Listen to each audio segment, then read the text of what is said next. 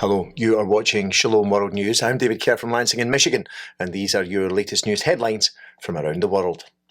The US retailer Target say they are removing some items from stores after a backlash against its selling of so-called transgender clothes for children, which has seen the company's stock market value drop 12% in a week. In that time, Target has received both complaints from angry shoppers and the threat of a nationwide boycott of its stores. The Minnesota-based company declined to specify which items will be removed, but among those garnering most attention in recent days has been a tuck-friendly female swimsuit that allows males who claim to be female to conceal their private parts. Meanwhile, Bishop Robert Barron of Winona-Rochester is calling upon people to boycott the Los Angeles Dodgers after the Major League Baseball team reissued an invitation to what he describes as an anti-Catholic hate group. The Sisters of Perpetual Indulgence are a group of homosexual men who dress as nuns and publicly mock Catholicism. They are due to be publicly honoured by the LA Dodgers next month. Giving his response via Twitter, Bishop Barron said, quote, "It's hard to imagine anything more offensive than some of the behaviour of the Sisters of Perpetual Indulgence, which I think can only be described as an anti-Catholic hate group." The Pope's special envoy to Ukraine has expressed his closeness to Ukrainians who are suffering and longing for peace. While preaching the homily during Holy Mass at St. Peter's Basilica on May the 25th, Cardinal Zuppi of Bologna prayed for the people of Ukraine who, he said, are being swallowed up by the fratricidal death machine that is war. The Mass at St. Peter's marked the conclusion of the 77th General Assembly of the Italian Bishops' Conference, of which Cardinal Zuppi is president. Meanwhile, the General Secretary of the World Council of Churches has reiterated that the Ecumenical body is also committed to bringing a lasting peace to war-torn Ukraine.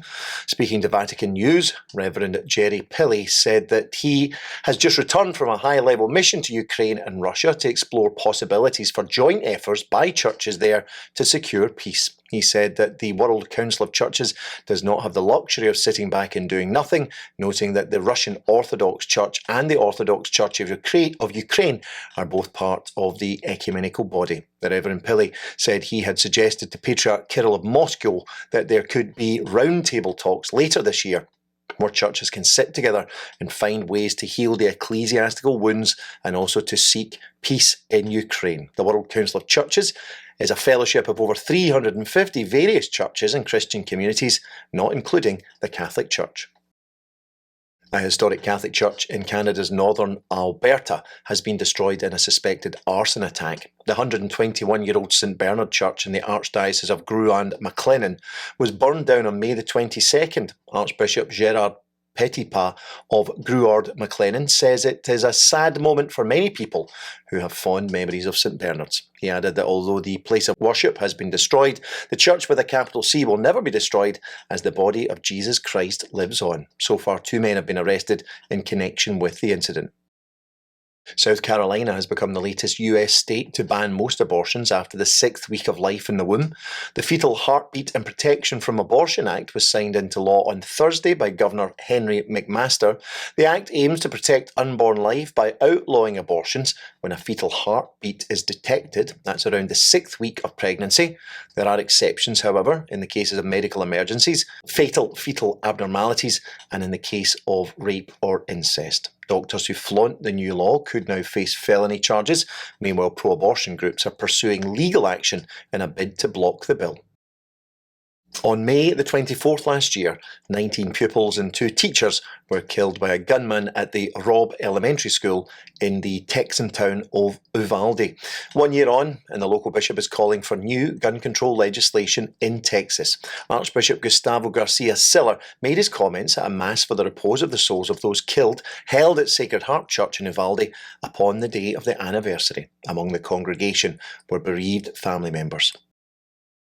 A priest in Colombia has been found dead inside his church. The body of Father Hector Jose Garza was discovered on Wednesday at the Santa Maria de Carnaval parish in the Florida Blanca municipality. The local authorities say a sharp weapon and a pistol were found at the scene beside the body of the dead priest. Father Garza had been working at the parish for the past 5 years as assistant vicar. A Nigerian human rights organisation is claiming that approximately 900 civilians have been killed by local militia and security forces in the southeastern state of Imo over the past 29 months.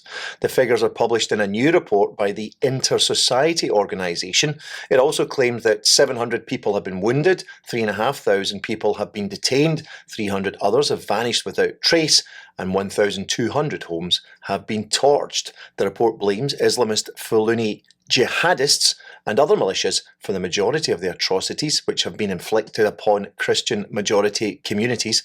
The report also accuses the local police of failing to uphold the law or seriously investigate allegations of criminality. A leading conservative media monitoring group in the United States claims to have uncovered evidence suggesting that the administration of President Joe Biden is using funds from the Department of Homeland Security to target Christian and conservative organisations. The Media Research Council's Free Speech America initiative this week published documents claiming to show that the Department of Homeland Security's Targeted Violence and Terrorism Prevention Grant Programme is funding a project at the University of Dayton in Ohio, which labels various groups, including the Christian Broadcasting Network, the Heritage Foundation, and Fox News, as fomenters of far-right radicalisation.